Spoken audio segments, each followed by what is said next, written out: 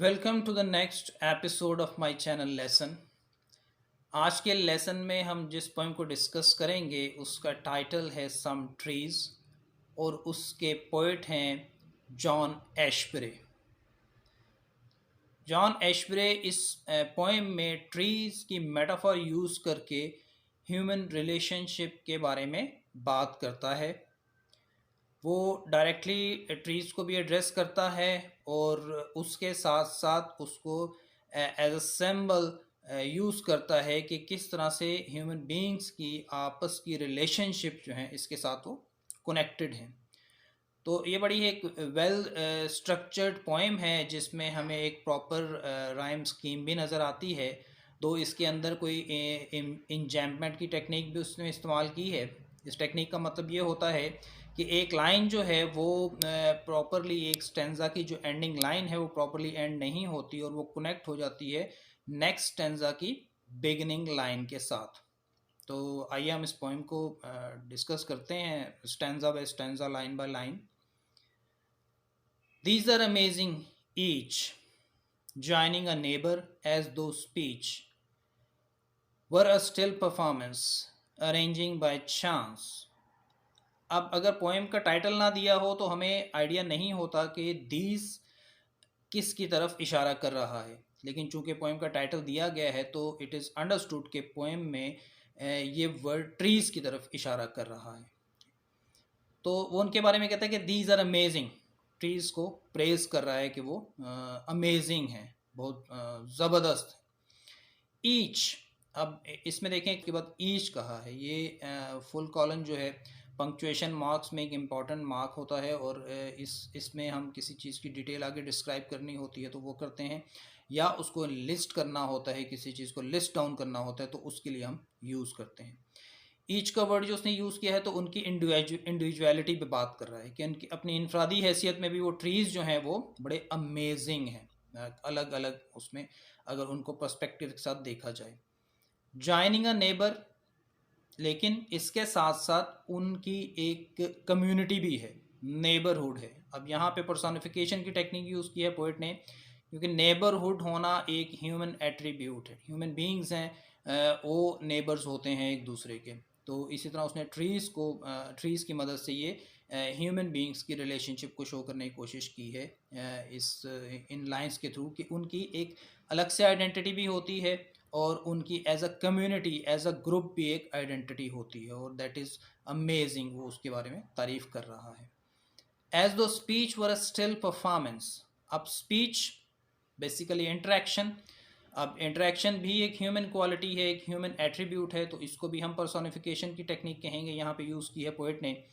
लेकिन वो इसके साथ साथ ये भी कहता है कि स्पीच वर अ स्टिल परफॉर्मेंस। अब देखिए जो परफॉर्मेंस होती है दैट इज़ समथिंग प्रिटेंशियस, मतलब उसको आप उसके अंदर आर्टिफिशियलिटी का एलिमेंट होता है, ठीक है, वो नेचुरल नहीं होती परफॉर्मेंस जो होती है, वो आपको एक्ट करना पड़ता है तब वो चीज़ परफॉर्म होती है। तो वो कह रहे हैं कि स्पीच जो है एक उनके लिए, ट्रीज़ के लिए एक एक एक आर्टिफिशियल एक्ट है, उसकी उनके दरमियान कोई दरमियान कोई प्रॉपर उसकी उसके रिलेशनशिप नहीं है, उसका कनेक्शन नहीं है, एक स्टिल परफॉर्मेंस है। अरेंजिंग बाय चांस, जो कि with the help of fate, by luck जो है वो एक अरेंज हो गए हैं वो ट्रीज़ वहाँ पे in a form of a community, in a form of a group. अब यहाँ पे हम देखते हैं इंजैम्पमेंट की टेक्निक है कि ये लाइन यहाँ पे भी एंड नहीं हो रही है और ये कनेक्ट करती है नेक्स्ट स्टेंजा की फर्स्ट लाइन के साथ। लेकिन उसके साथ हम देखते हैं उससे पहले कि इसमें जो राइमिंग वर्ड हैं ईच, स्पीच, परफॉर्मेंस, चांस, तो थ्रू आउट द पोएम हमें ये राइम स्कीम नज़र आती है जिसको हम A B B C C D D कह सकते हैं। Arranging my chance to meet as for this morning, from the word as agreeing with it, you and I are suddenly what the trees try. अब उस पिछली line को इस line के साथ हम कनेक्ट करें तो वो कहते हैं arranging my chance to meet as for as this morning. तो ये एक बाई चांस मीटिंग अरेंज हो गई है, मतलब ये है कि nothing is in the hand of the trees. और इसको ब्रॉडर सेंस में देखें तो ह्यूमन बींग्स के बारे में भी कहता है कि वो नेचर की बात हो रही है। اب سٹل پرفارمنس کی بات کی اس نے اسپیچ کے بارے میں. سٹل پرفارمنس کا ایک تو پرفارمنس اور سٹل پرفارمنس کر کے اس نے بہت زیادہ ایمفیسائز کر دیا ہے. اسی طرح سے جب وہ یہ کہتا ہے کہ یہ جو میٹنگ ہے یہ ارینجنگ بائی چانس ہے, ایک نیچرل وہ ہے اس کی کاز ہے, اس کا نیچرل وہ فینومینا ہے.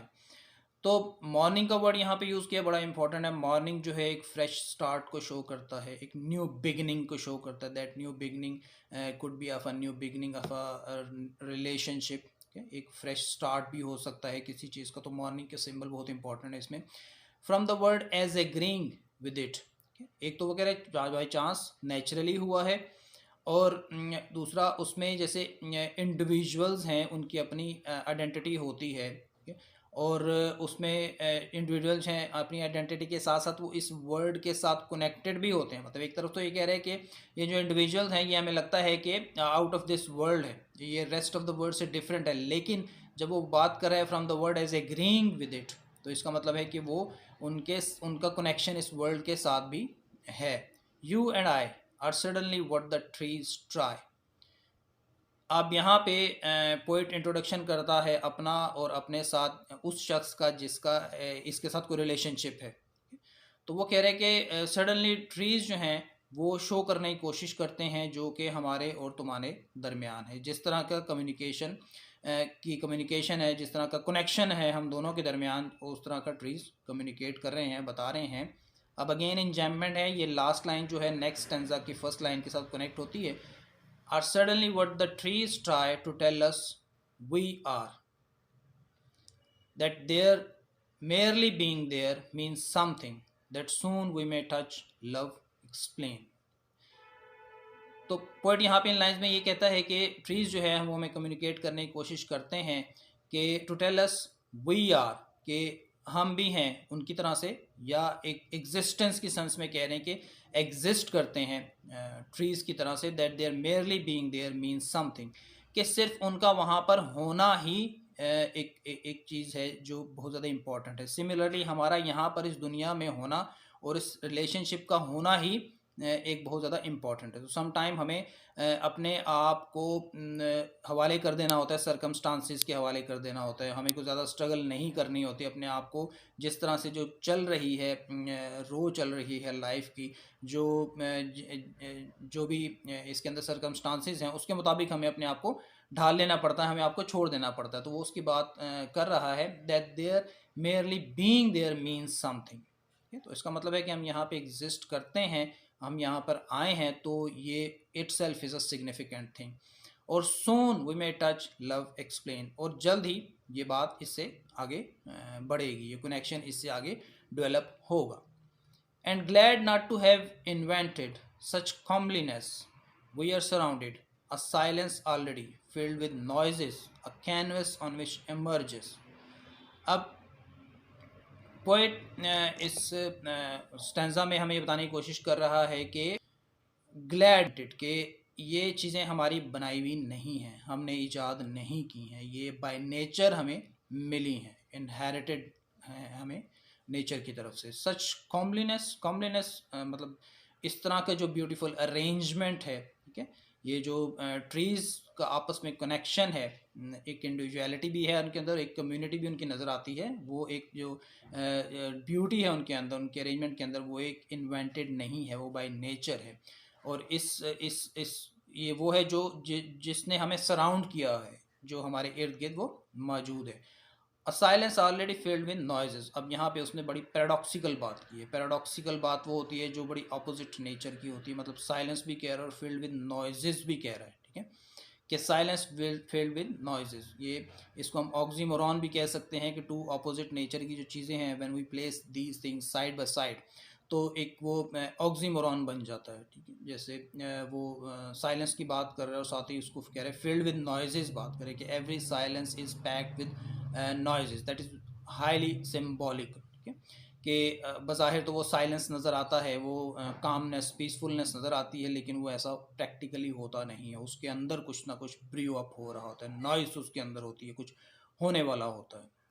جیسے طوفان اس سے پہلے آنے والی خاموشی ہوتی ہے, اس سینس میں وہ اس کی بات کر رہا ہے کہ silence already filled with noises canvas on which emerges. Again یہ جو لائن ہے لاسٹ لائن یہ کنیکٹ کر رہی ہے نیکسٹ اسٹینزا کی فرسٹ لائن کے ساتھ. اے course of اسمائلز a winter morning, کہ ایک ایسا کینوس ہے جس کے اوپر, مطلب لائف کی بات کریں تو براڈر سینس میں, کہ ایک ایسا کینوس ہے جس کے اوپر ایک کورس آف اسمائلز ہے. مطلب لائف جو ہے وہ کہہ رہا ہے خوشیوں سے جیسے بنی ہوتی ہے, اس میں باقی چیزیں بھی آتی ہیں آگے چل کے جیسے ان کی طرف بھی انڈیکیٹ کرے گا.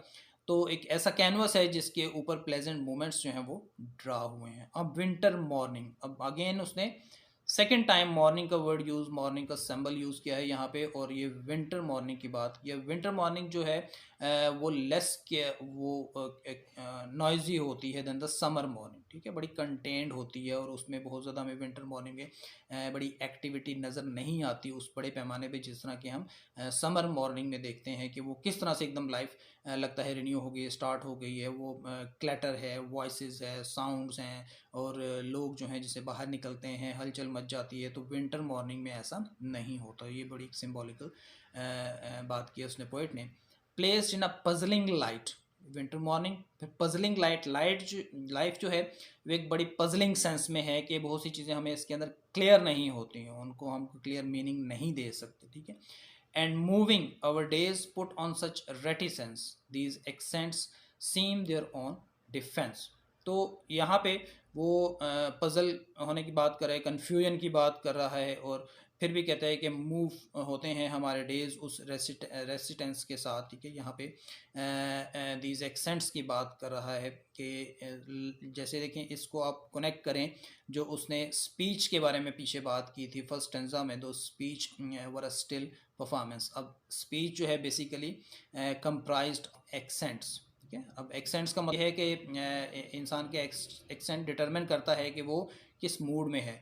کچھ ورڈز ہوتے ہیں ہم ہیپی موڈ میں ان کو پروناؤنس کرتے ہیں, ان کا ایکسنٹ بڑا ہیپی قسم کا ہوتا ہے. کچھ ہوتے ہیں ہم غصے میں, اینگر میں شو کرتے ہیں, اپنی ریزنٹمنٹ شو کرتے ہیں, ایموشنز کو شو کرتے ہیں, یہ سارے ایکسنٹس.